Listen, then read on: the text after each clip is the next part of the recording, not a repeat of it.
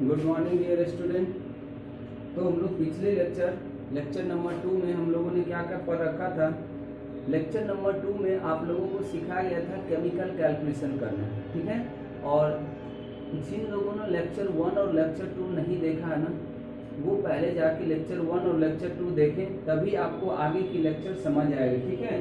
तो आज हम लोग बच्चों इसी सीरीज में हम लोग करेंगे लेक्चर नंबर 3 स्टैक्योमेट्री का। हम लोग का स्टार्ट हुआ लेक्चर नंबर 3। अब सोचिए लेक्चर नंबर 3 में हम लोग क्या क्या सीखेंगे। हम पिछले क्लास में आपको बताए थे कि जितने भी केमिकल कैलकुलेशन थे कि किसी भी केमिकल रिएक्शन हम लोग कैसे कैलकुलेशन करते हैं, तो वो सारी कैलकुलेशन आप लोगों को समझ में आ चुकी थी, कैसे करना था ये समझ में आ चुका था। अब हम बात करते हैं उसी में थोड़ा बहुत एडिशन करने का, एडिशनल वर्ड कुछ जोड़ा हुआ रहेगा। और इसका हम एक एग्जांपल दिए थे कि ये जस्ट लाइक वैसा ही होता है जैसे मान लीजिए आपके पास खाने के चीज का जरूरत था, तो सिंपल आप खाना दाल भात जो भी होगा सब्जी एक बना लिए, तो वो अपना मिनिमम रिक्वायरमेंट हो गया कि हाँ यार इतना खा लेंगे तो भी काम चल जाएगा, ठीक है। तो सेम तरह से अभी जो भी आपको सिखाया गया ना, वो इस पूरे चैप्टर का बेस था, ठीक है। अब इसी में कुछ हम लोग होते हैं तड़का लगाना। तड़का लगाने का क्या मतलब है, जैसे मान लीजिए अब खाने में कुछ अलग से अब कुछ एडिटिव यूज करते हैं जस्ट फॉर टेस्ट के लिए। जैसे मान लीजिए किसी ने अचार ले लिया तो किसी ने चटनी ले लिया, तो इस तरीके से बात होगी। तो जितने चीज आपको अभी तक समझाया गया है वो चीज आपको हर हमेशा याद रखना है, क्योंकि वही इस चैप्टर का बेस है। अब इसी में थोड़ा थोड़ा वर्डिंग का एडिशन होगा, बस उस नए वर्ड का मतलब आपको समझ लेना है और बस उस वर्ड का मीनिंग निकाल के फिर आप जैसे कैलकुलेशन कर रहे थे वैसे ही करेंगे। फिलहाल अभी हम लोग एक दो और सवाल करते हैं पीछे के जैसा ही, फिर हम लोग इनमें आगे और बढ़ेंगे। चलिए अब एक सवाल हम लोग कुछ ऐसा भी कर सकते थे। मान लीजिए आपसे ऐसा पूछता, what is the mass of CO2 produce, या आप इसको वॉल्यूम कर दीजिए। What is the volume of CO2 produce at STP when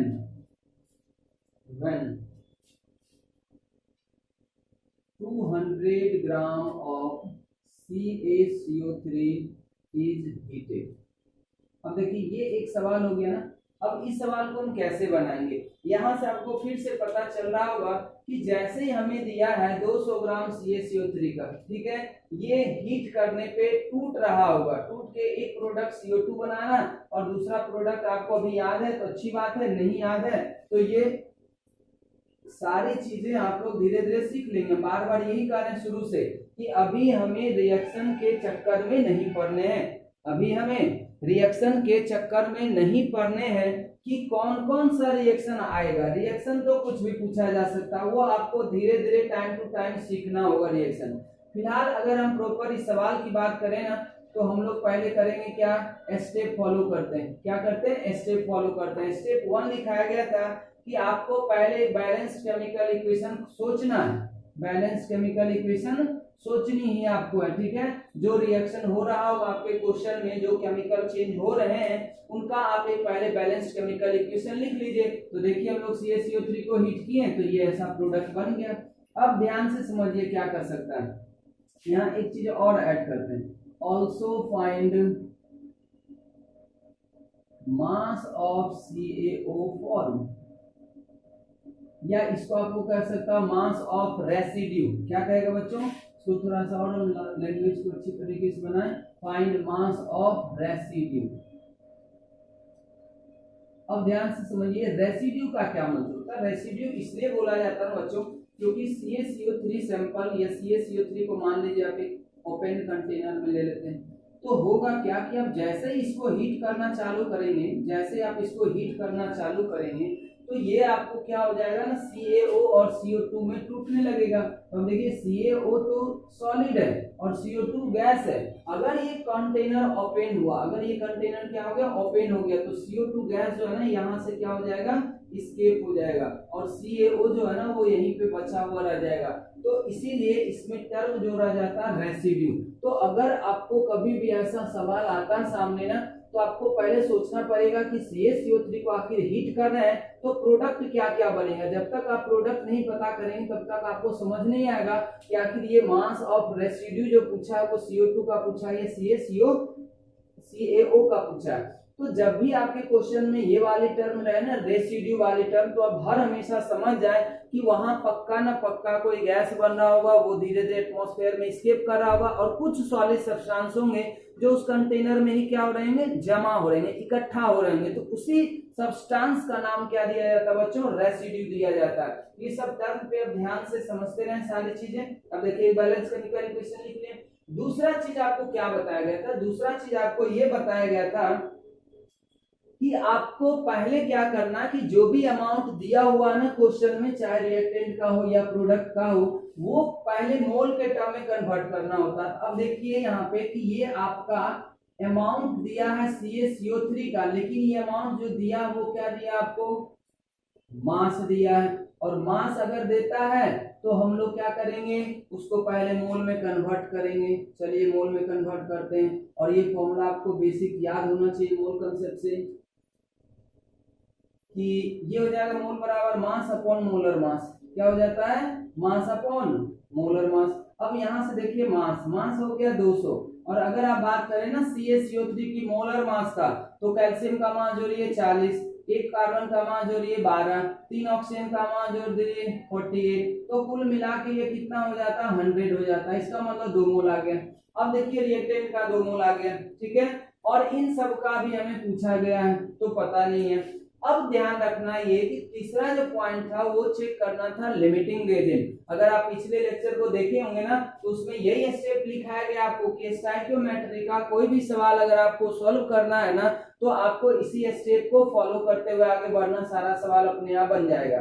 अब उसके बाद सोचना था लिमिटिंग रिएजेंट। अब सोचेंगे कि यार इस सवाल में लिमिटिंग रिएजेंट का कोई इंपॉर्टेंस है क्या, क्योंकि उसके लिए कंडीशन था कि कम से कम आपके रिएक्शन में 2 रिएक्टेंट होनी चाहिए, तभी वहां पे लिमिटिंग रिएजेंट का कंसेप्ट अपीयर हो पाता, वरना लिमिटिंग रिएजेंट का कोई जरूरी नहीं है। तो आप देखिए आपके रिएक्शन में अभी फिलहाल तो एक ही रिएक्टेंट है ना, तो यहाँ पे लिमिटिंग रिएजेंट का कोई कंसेप्ट नहीं होगा कि कौन बचेगा कौन खत्म होगा, क्योंकि एक ही है तो वही खत्म हो रहा होगा। तो यहाँ पे आप देखिए क्या होगा ना कि ये हमारा आ गया।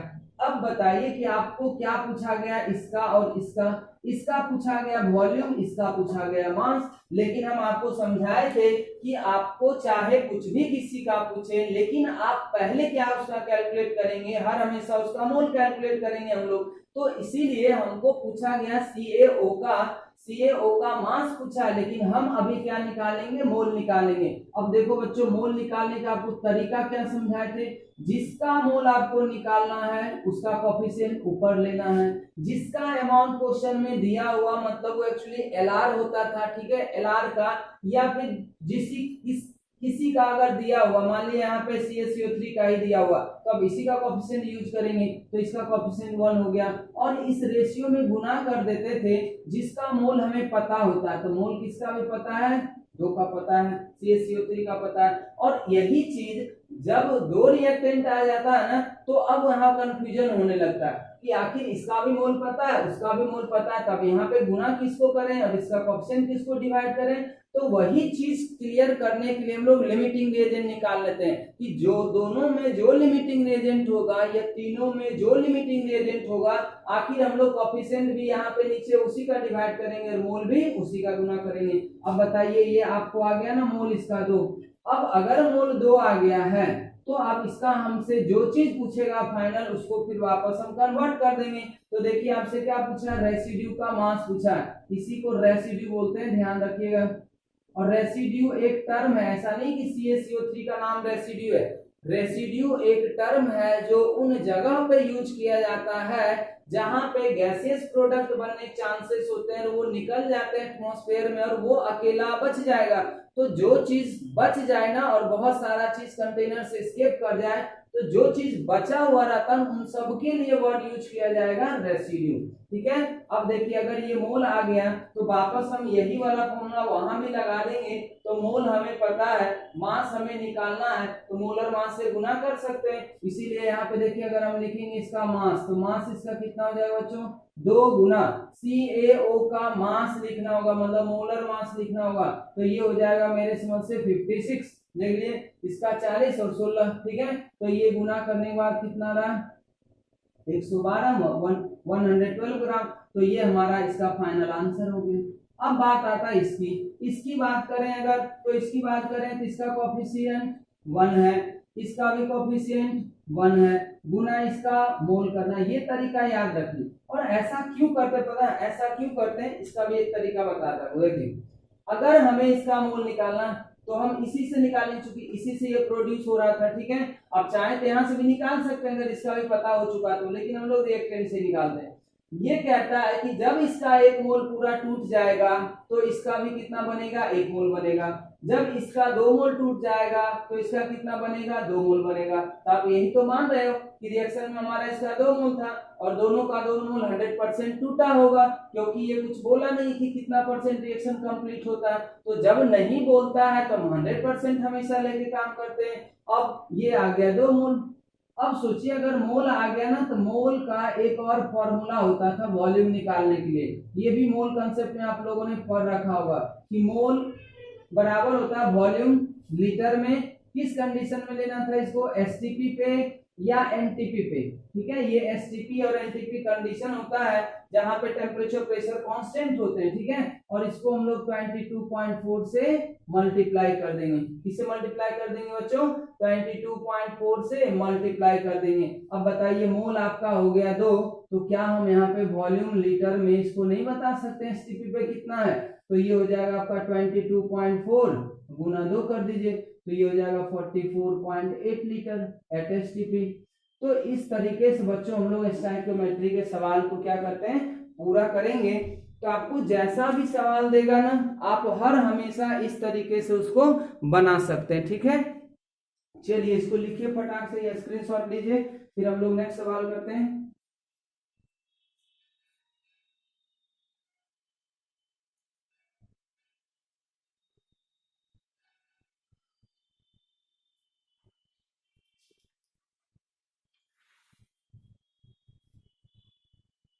हो गया, चलिए अब अगला सवाल हम लोग देखिए क्या करते हैं। रिएक्शन कुछ भी होगा बच्चों, कोई अंतर नहीं है। आपको कैलकुलेशन जैसे समझाया जा रहा आप वैसे करेंगे तो हर हमेशा आपका आंसर आएगा ही आएगा। अब जैसे मान लीजिए कोई ऐसा सवाल देता है, what mass of HCl should react completely with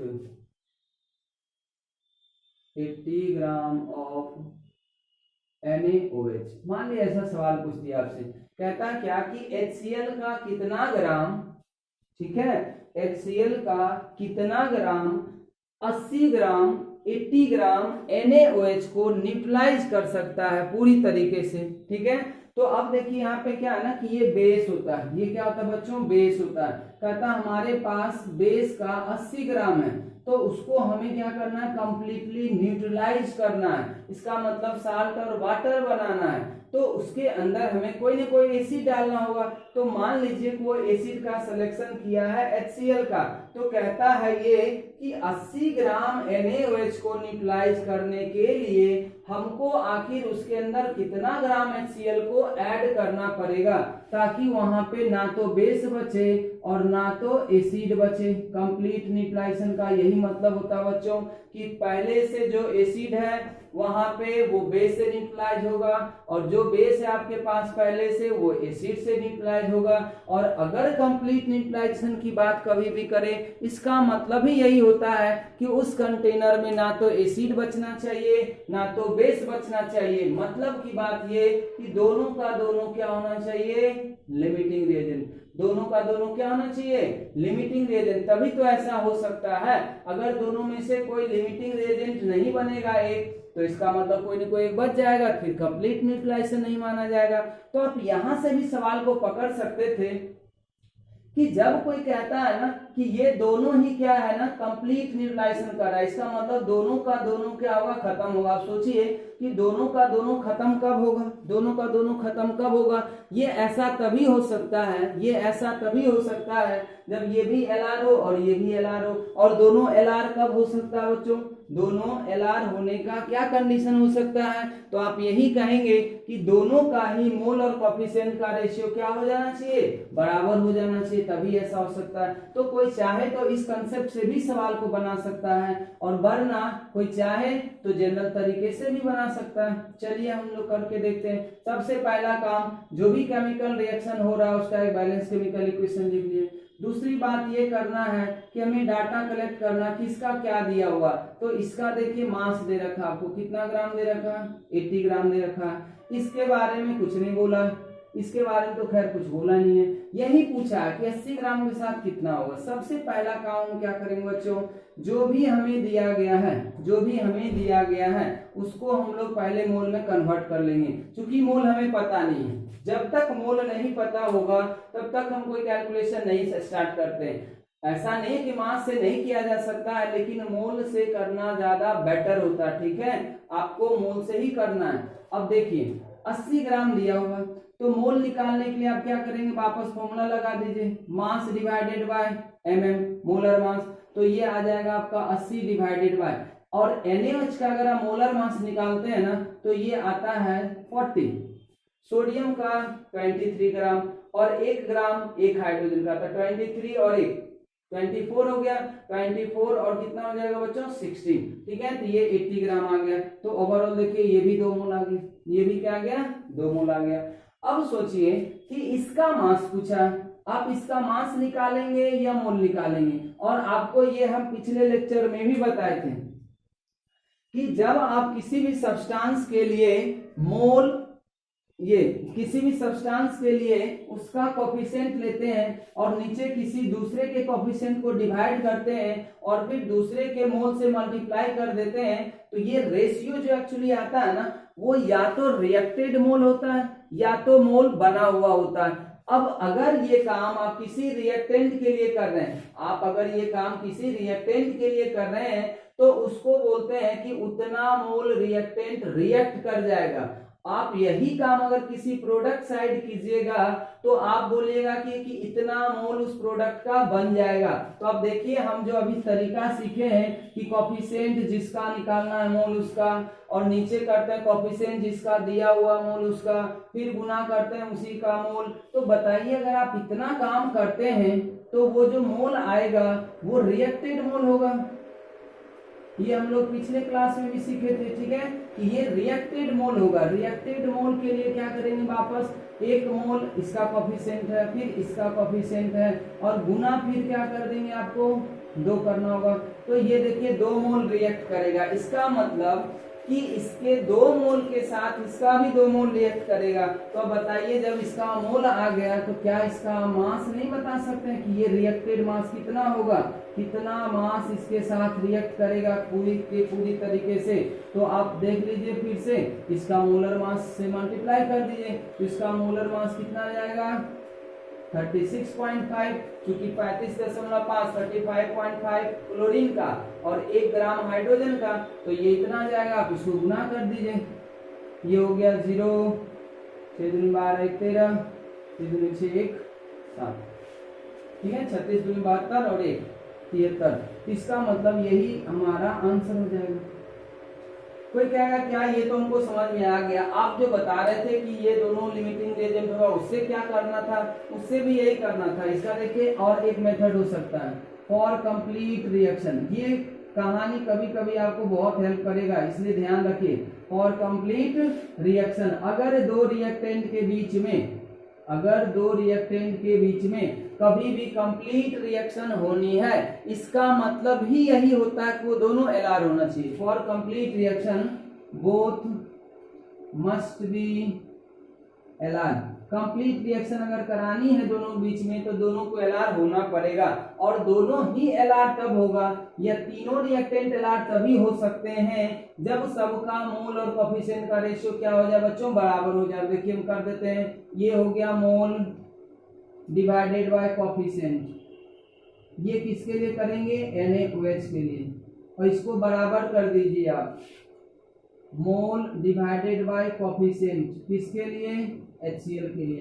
कोई इतना इक्वेशन बना के भी ये सवाल सोल्व कर सकता था, और खास करके हम ये इसीलिए आपको कंसेप्ट बता रहे हैं ना, क्योंकि ये सवाल बनाने में बहुत आपको हेल्प करेगा बहुत जगहों पे, ठीक है। तो आप इस चीज को ध्यान रखें कि जब आपके सामने 2 रिएक्टेंट दे दे या 3 रिएक्टेंट दे दे और ऐसा कहे कि तीनों ही रिएक्टेंट एक ही साथ रिएक्ट करना चाहिए, मतलब कंप्लीट रिएक्ट कर जाना चाहिए, इसका मतलब ही यही है कि ये दोनों या तीनों लिमिटिंग रिएजेंट होना चाहिए, और ये तीनों लिमिटिंग रिएजेंट तभी होगा जब मोल और कोफिशिएंट का रेशियो सबके लिए क्या हो जाए, बराबर हो जाए। अब देखिए क्या NaOH का आपको मोल पता है क्या, बिल्कुल पता है, निकाल चुके हैं 2 मोल है। इसका कोफिशिएंट पता है क्या, बिल्कुल पता है, 1 मोल है। अब देखिए इसका मोल पता था क्या, HCl का मोल नहीं पता, लेकिन कोफिशिएंट तो पता होगा ही चूंकि रिएक्शन किया हुआ बैलेंस। तो अब देखिए यहाँ से भी HCl का मोल कितना आ गया, 2 मोल आ गया HCl का, कितना मोल आ गया, 2 मोल आ गया, और जब 2 मोल HCl आ गया इसका मतलब उसके लिए मास कितना आ जाएगा, फिर से वही कहानी, तो यहाँ से भी देखिए 73 ग्राम आ गया। तो आप कंसेप्ट को एक एक पॉइंट से समझिए, क्वेश्चन बहुत ज्यादा मायने नहीं रखता, कंसेप्ट समझ जाएंगे ना तो रिएक्शन कुछ भी आएगा तो वो आप आराम से कर सकते हैं, ठीक है। अब कोई भी डाटा देगा तो बस उसको थोड़ा बहुत कन्वर्ट करते करते सीखते रहना, और इसमें बहुत ज्यादा कुछ है ही नहीं, कंसेप्ट जितना है वो हम आपको पूरा का पूरा बताते चल रहे हैं, ठीक है। तो हम समझते हैं आप आराम से मैथमेटिकल कैलकुलेशन कर पाएंगे, मैथमेटिकल कैलकुलेशन अब आराम से कर सकते हैं।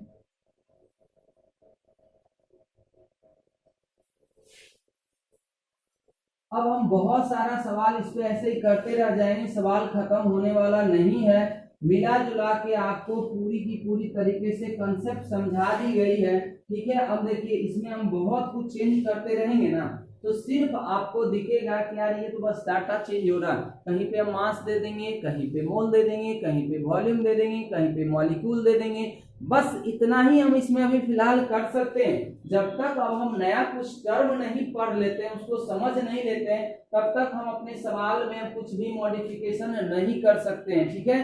तो इसी मॉडिफिकेशन के लिए बच्चों अब इसमें क्या किया जाता है ना, कुछ टर्म पढ़ना होगा आपको, क्या पढ़ना होगा, कुछ टर्म पढ़ना होगा, उससे आप फिर से क्या कर सकते हैं, सवाल को थोड़ा सा मॉडिफाई कर सकते हैं, थोड़ा सा मॉडिफिकेशन होगा।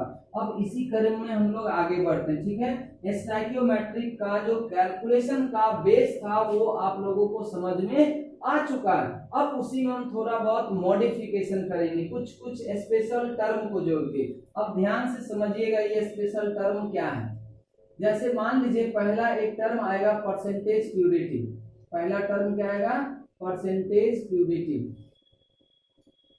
Percentage purity. अब देखिए इसका मतलब पहले समझिए, ये सब छोटी छोटी चीजें हैं जो जाने से थोड़ा बहुत चेंज आ जाएगा। अब उसी चेंज को हमें बस पकड़ लेना, मेजर तो हम लोग सीख चुके हैं, अब माइनर चेंज को बस हमें पकड़ते रहना। अब देखिए एक टॉपिक आएगा परसेंटेज प्यूरिटी। अब ये परसेंटेज प्यूरिटी एक्चुअली होता क्या, अब हम लोग देखिए थोड़ा सा थिंक करते हैं।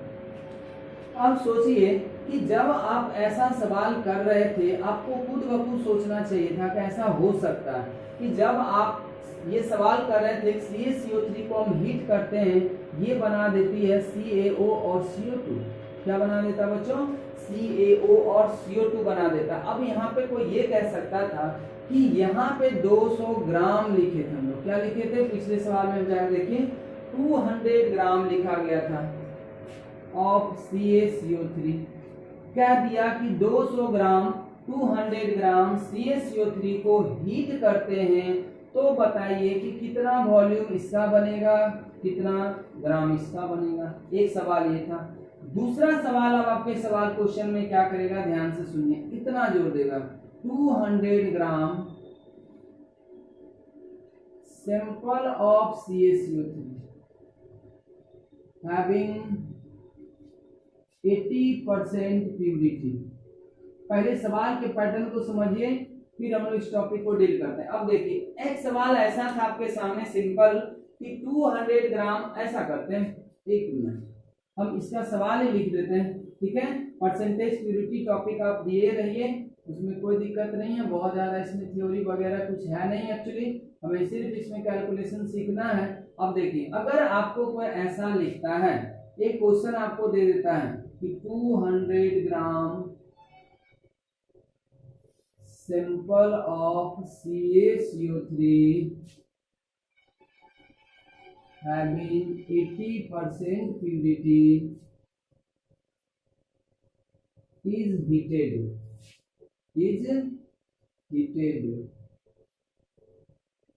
Determine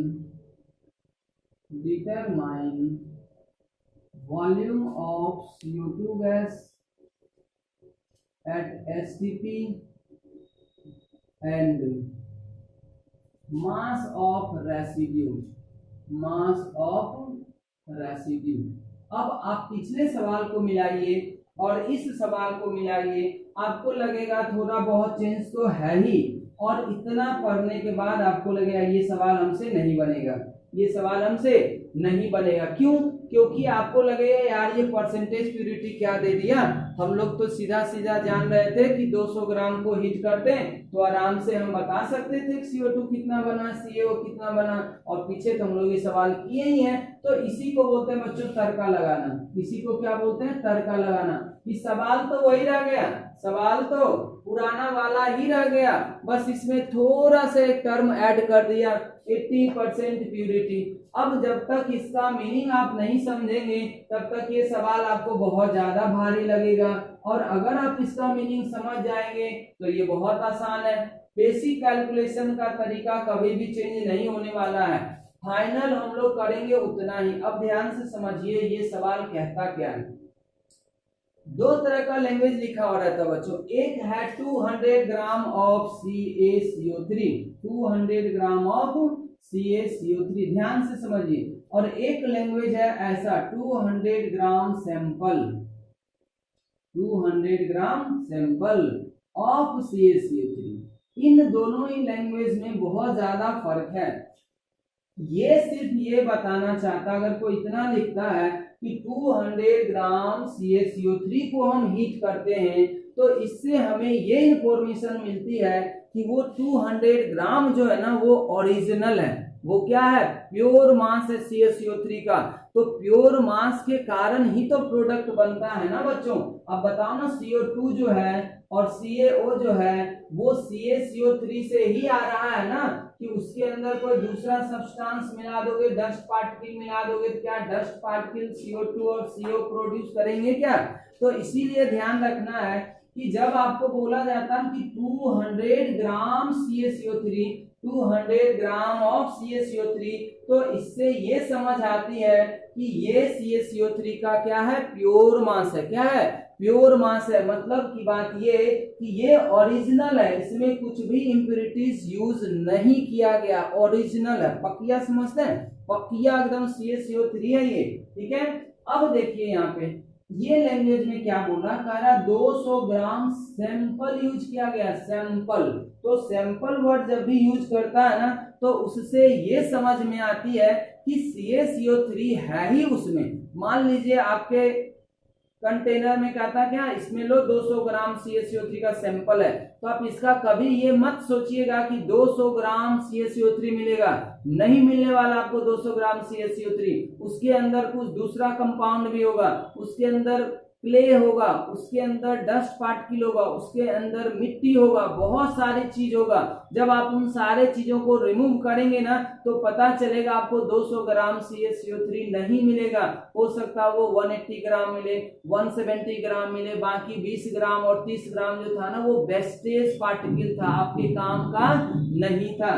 तो यही चीज आपको यहाँ पे ध्यान रखना है। और जब ये दोनों लैंग्वेज लिखा हुआ रहेगा तो आप ये तो समझ ही जाएंगे कि हमारा कौन प्योर है और कौन इम्प्योर है। तो खास करके ये सैंपल वन को यूज करेगा। 200 ग्राम सैंपल और CaCO3 बोलने का यही मतलब होता है बच्चों। अब यहाँ पे हम लोग ये सवाल में आते हैं, क्या करेंगे? तो सवाल मान लें वहीं से शुरू करें, हम कुछ भी आपको अभी नया नहीं बताने जा रहे हैं कि कुछ भी आपको नया लगेगा, सब उसी तरीके से करेंगे। सबसे पहला काम कि जो भी बैलेंस केमिकल रिएक्शन है उसको हम लोग क्या करेंगे, हीट करेंगे। ये बनेगा CaO और क्या बनेगा CO2।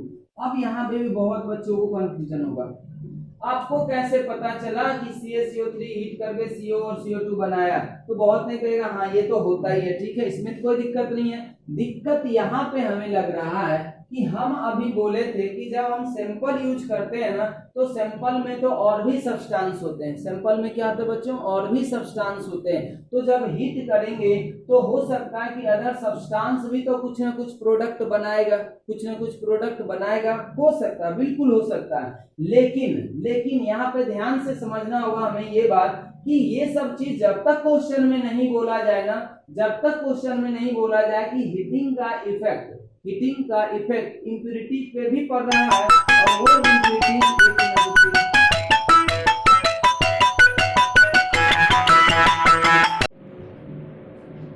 चलिए, तो हम लोग बात कर रहे थे CaCO3 के सैंपल को हीट करेंगे तो इम्प्यूरिटीज का भी रिएक्शन हो सकता है। तो बिल्कुल हो सकता है, लेकिन जब तक आपको ये इंफॉर्मेशन नहीं दिया जाए क्वेश्चन में ना, तब तक हम इम्प्यूरिटीज का प्रोडक्ट कंसीडर नहीं करेंगे। जो हमारे केमिकल रिएक्शन में प्रोडक्ट मेंशन किया होगा या पता होगा कि ये सैंपल है तो मेजरली वही सब्सटेंस होगा, तो उसी का प्रोडक्ट हमें सोचना है। तो इस तरीके से हम लोग सवाल को करते हैं। ध्यान से देखिए, हमें यहाँ पे मास दिया हुआ, कितना दिया हुआ, 200 ग्राम दिया हुआ जैसे पहले होता था। लेकिन दिक्कत क्या है कि ये तो आपको CaCO3 का मास चाहिए ना, क्योंकि आप रिएक्शन CaCO3 का लिख रहे हैं ना, तो जिसका रिएक्शन होगा ओरिजिनली हमको उसी का मास चाहिए होगा। इसका मतलब जब भी आपको परसेंटेज प्यूरिटी देता है ना, तो आपको बस यही समझ लेना है, आपको बस यही समझ लेना है कि आखिर वो सैंपल इम्प्योर है, आखिर वो सैंपल इम्प्योर है, तो आखिर वो सब्सटेंस कितना ग्राम है जो हमारा रिएक्शन कर रहा है। तो अब देखिए 200 ग्राम लिया गया था,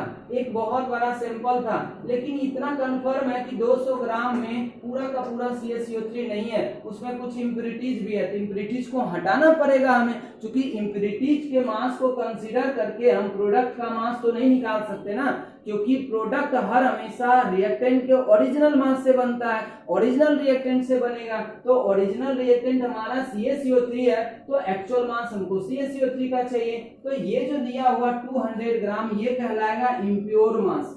ये क्या कहलाएगा बच्चों, इम्प्योर मास। तो क्या आप कभी इम्प्योर मास से कैलकुलेशन करेंगे क्या, तो कहोगे नहीं कर सकते। तो इसीलिए हम लोग को क्या निकालना होगा, अब प्योर मास निकालना होगा। क्या निकालना होगा, प्योर मास निकालना होगा। और प्योर मास आप कैसे निकालोगे, ये सिंपल मैथमेटिक्स है, कोई दिक्कत नहीं है। कोई कहता है आपको 80% प्यूरिटी, जब समझिए 80% प्यूरिटी होने का क्या मतलब है। कोई कहता है किसी सैंपल का 80% प्यूरिटी है, तो उसका ये मतलब होता है कि जो सैंपल है, जिसका भी सैंपल रहा होगा, तो देखिए सैंपल किसका, CaCO3 का। इसका मतलब कि अगर उस पूरे सैंपल का हमको 100 ग्राम कोई देगा ना, तो वो बताना ये चाह रहा कि 100 ग्राम सैंपल में जो है ना वो 80 ग्राम ही CaCO3 है। कितना ग्राम है, 80 ग्राम, मतलब 80 ग्राम CaCO3 है। बाकी 20 ग्राम क्या है बच्चों, वेस्टेज मटेरियल है। बाकी 20 ग्राम क्या है, वेस्टेज मटेरियल है। तो हम ऐसे भी तो कर सकते हैं कि जब हम 100 ग्राम लेते हैं तो 80 ग्राम आता है, तो जब 1 ग्राम सैंपल लेंगे तो 80/100 ग्राम होगा। तो जब 200 ग्राम सैंपल लेंगे तो 80/100 गुना 200 हो जाएगा। ठीक है, मिला जुला के आपको फॉर्मूला क्या दिख रहा है यहाँ पे पता है कि जो भी इम्प्योर मास दिया हुआ है उसका उतना परसेंट ले लेंगे। तो अब बताइए यहाँ से क्या हो जाएगा, अब बताइए यहाँ से क्या हो जाएगा, 200 का 80% ले लीजिए। तो 200 का अगर 80% लेते हैं तो ये देखिए कितना ग्राम आ गया, कितना ग्राम आ गया, 160 ग्राम आ गया। तो 160 ग्राम जो है हमारा प्योर मास है। अब इसी प्योर मास को हम लोग क्या करेंगे, मोल में कन्वर्ट कर देंगे। तब बताइए आ जाएगा 160 डिवाइडेड बाय इसका मास होता है 100 ग्राम, तो ये आ गया आपका 1.6 मोल। तो अब आप सारा कैलकुलेशन देखिए सेम टू सेम तरीके से करेंगे, कोई अंतर नहीं आना। बस अंतर यही था, बस अंतर यही था। देखिए तो ऐसा जब भी वर्ड लिखा हुआ रहे तो उसका यही मतलब समझ लेना।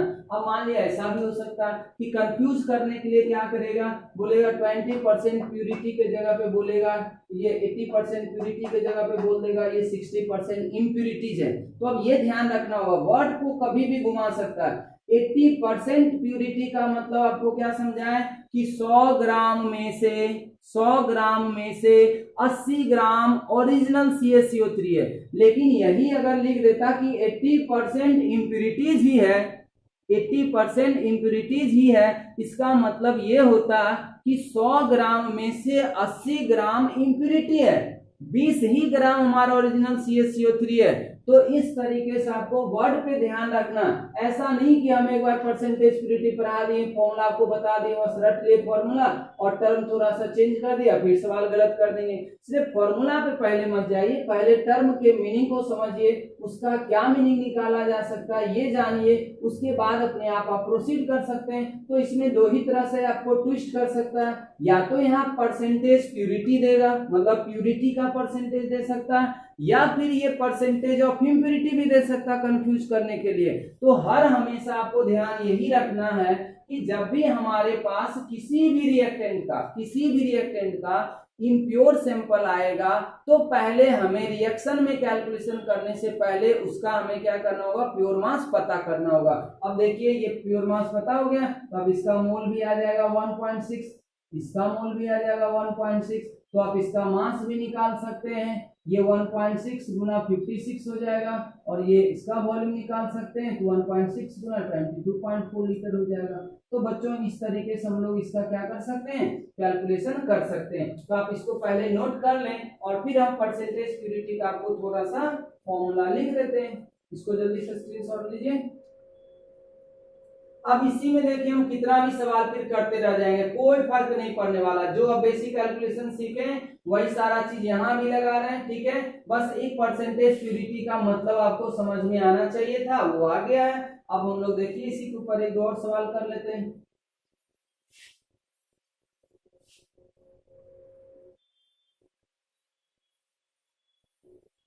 अब अगर हम बात करें इसका थ्योरी का परसेंटेज प्यूरिटी में, तो परसेंटेज प्यूरिटी का देखिए सीधा सा फॉर्मूला क्या होगा, मतलब देखिए अगर कोई सैंपल यूज करता है ना तो आपको ये ध्यान रखना कि कोई भी सैंपल 100% प्योर नहीं होता है। तो हम यहाँ पे एक टर्म लिख देते हैं,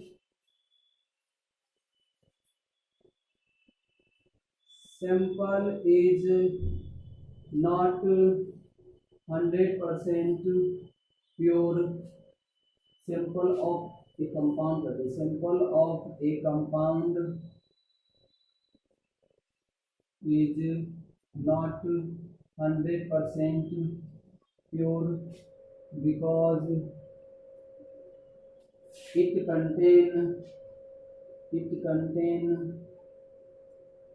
some impurities, जो कि डस्ट के फॉर्म में हो सकता है बच्चों, क्ले हो सकता है, स्टोन पार्टिकल हो सकता है, ठीक है। ये सब कुछ रहता है जिसके कारण उसका मास बढ़ जाता है, ठीक है। तो इस तरीके से आपको ध्यान रखना है कि सैंपल जो होगा किसी भी कंपाउंड का 100% प्योर नहीं होता है, और इसका कारण क्या है, क्योंकि वो सैंपल में कुछ ना कुछ इम्प्यूरिटीज होते हैं, और इम्प्यूरिटीज डस्ट के फॉर्म में हो सकता है, क्ले के मतलब मिट्टी के फॉर्म में हो सकता है, या फिर स्टोन पार्टिकल्स के फॉर्म में हो सकते हैं, ठीक है। During a chemical reaction,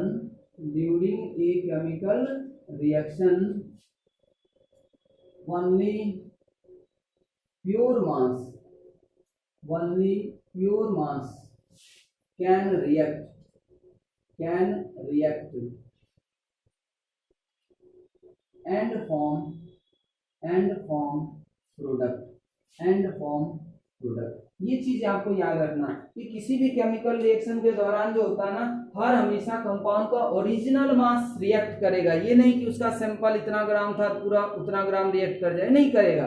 हर हमेशा वो क्या करता है, ओरिजिनल मास बनेगा। ओरिजिनल मास रिएक्टेंट रिएक्ट करेगा और उसी ओरिजिनल मास के कारण क्या होता है बच्चों, प्रोडक्ट भी बनता है। तो इसलिए ध्यान से आप सुन लीजिए कि अगर कभी ऐसा भी हो सकता है कि परसेंटेज प्यूरिटी ही पूछते सैंपल का, कहेगा क्या कि हमको इतना ग्राम सैंपल दिया था CaCO3 का, उसको हीट कर दिए तो हमको इतना ग्राम प्रोडक्ट मिल गया, लेकिन ये समझ ही में नहीं आ रहा हमको कि आखिर वो प्योर कितना परसेंट था। ठीक है, उल्टा भी सवाल पूछ सकता है। तो इसीलिए यहाँ पे कह रहे हैं क्या कि प्रोडक्ट जो भी बनता है ना वो हर हमेशा क्या होता है, प्योर मास से बनता है। किससे बनता है बच्चों, प्योर मास से बनता है। इसीलिए हम लोग लिखे only pure mass can react and form product. तो आप इसको ऐसे भी लिख सकते हैं, ऐसे भी लिख सकते हैं कि product is obtain due to pure mass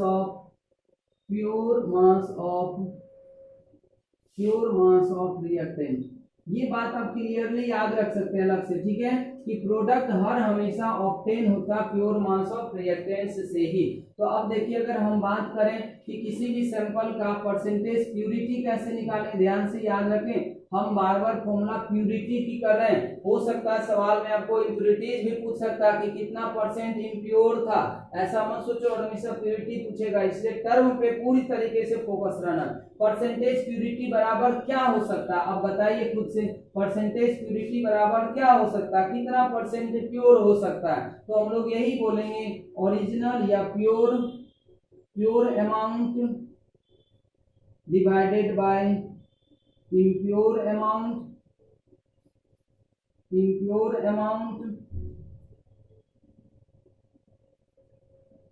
100, impure amount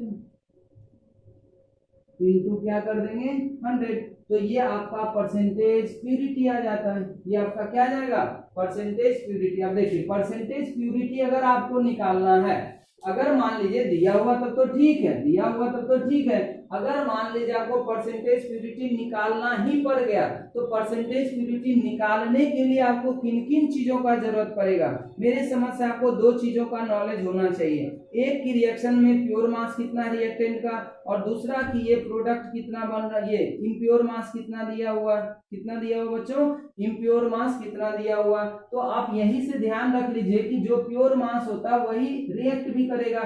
तो ये फॉर्मूला कभी कभी ऐसे भी लिखा रहता है, weight reacted upon weight given, या आप ऐसे याद रख सकते हैं pure amount divided by impure amount. और ये बात सब के सब किसके लिए होते हैं पता है ना, रिएक्टेंट के लिए होगा, ये प्रोडक्ट के लिए नहीं हो सकता, प्रोडक्ट के लिए ये ऐसा नहीं हो सकता। ये दोनों चीज किसका होना चाहिए बच्चों, रिएक्टेंट के लिए। हम आपको क्लियरली लिख देते हैं, नहीं तो आप कंफ्यूज भी होंगे कभी भी। प्योर अमाउंट ऑफ रिएक्टेंट और ये हो जाएगा इम्प्योर अमाउंट ऑफ रिएक्टेंट। हर हमेशा ये दोनों चीज रिएक्टेंट का चाहिए होगा आपको, और इसमें आप क्या कर दें 100 से मल्टीप्लाई कर दें, तो ये आपको आ जाएगा परसेंटेज प्यूरिटी निकल जाएगा। अब जैसे देखिए हमको बस मैथ में यही सीख लेना, बाकी आप इसको अगर सॉल्व करने आ जाएगा तो अब रिएक्शन में इसको अप्लाई कर सकते हैं आराम से। अब देखिए परसेंटेज प्यूरिटी अगर मान लीजिए कहता है, एक सवाल ही कर लेते हैं sir, what is the mass of CaCO3 sample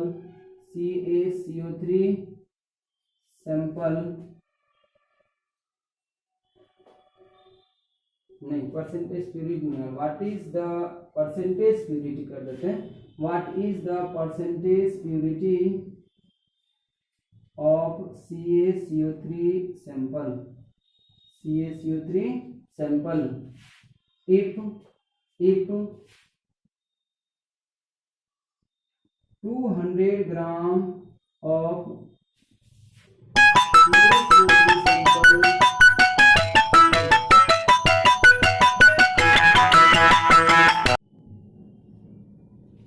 हाँ, तो इसमें देखिए क्या हम लोग बात कर रहे थे, what is the percentage purity of CaCO3 sample if 200 gram of CaCO3 sample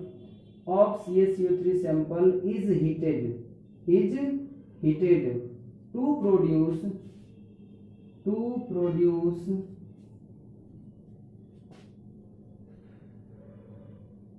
to produce 11 gram of, ये इसको ऐसे करिए, to produce 22 gram of CO2। कितना है?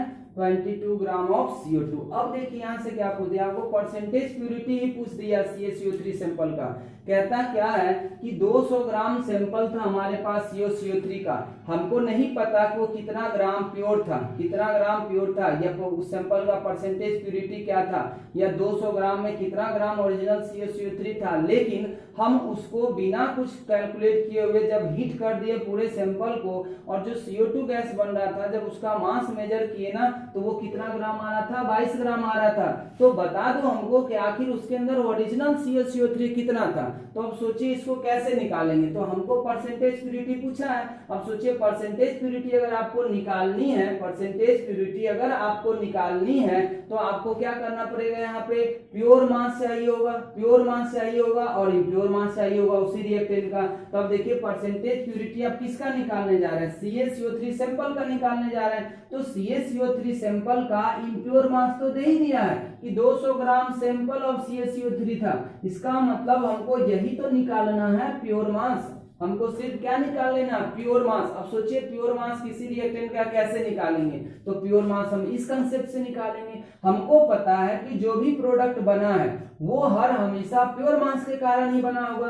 तो अब बच्चों हम लोग इसको कैसे कर सकते हैं? देखिए इसको हम लोग वापस उसी तरीके से करेंगे। बस हम लोग को अब करना क्या है ना कि CaCO3 को मान लीजिए कोई अगर हीट करता है तो ये CaO और CO2 बना देगा। क्या बना देगा? CaO और CO2 बना देगा। तो अब बताइए, अभी हमको इसका इम्प्योर मास पता था, बिल्कुल पता है, इम्प्योर मास हमको इसका पता है कि ये 200 ग्राम दिया हुआ है। लेकिन दिक्कत क्या है ना कि हमें इसका प्योर मास चाहिए, हमें इसका क्या चाहिए? प्योर मास निकालना है, तभी हम ये बता सकते हैं कि कितना परसेंट प्यूरिटीज था।